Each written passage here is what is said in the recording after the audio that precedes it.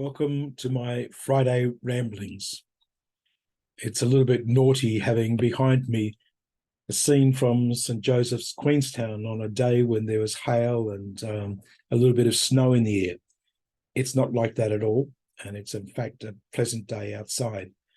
But I just had this screenshot up before, so I thought I'd leave it up for this weekend.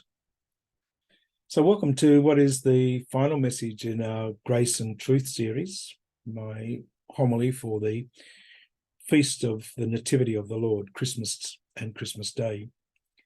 Over these weeks, I've been talking about grace and truth as being reminded to us of God's mercy, but then the truth of his love, which says to us we are to go and sin no more.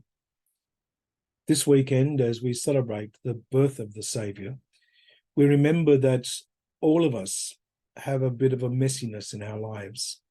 We don't always get it right.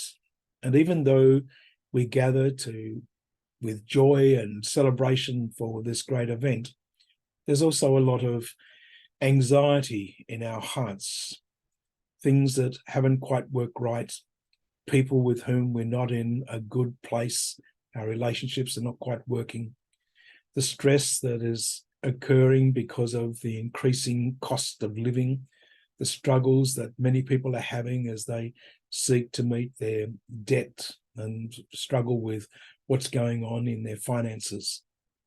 Just even the sense of, am I really being honest in my dealings with other people? There are so many things, so many areas where the truth of our life isn't quite exactly how we would like it to be. But as we celebrate the birth of our Saviour, there is a greater grace that has been given us, that in spite of who we are, in spite of what we've done, the love of God for each one of us now dwells amongst us. And in a very real way, in a very special way, Emmanuel, God with us, is a very real part of the story. For many people, it's going to be a time of just celebration and parties and events of gatherings and good times with family and friends.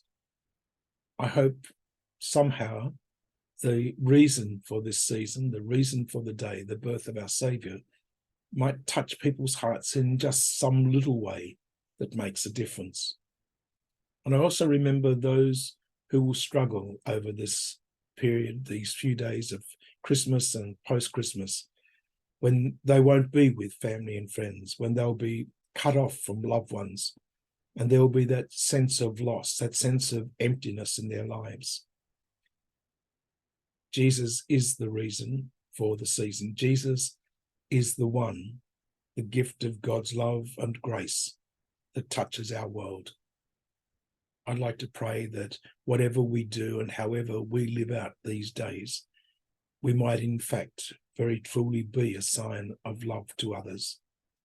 And if by some little means we can reach out and help somebody appreciate the grandeur of God's love, then we will do that and we will truly make a difference. Take care and stay safe as we prepare for the Nativity of our Saviour.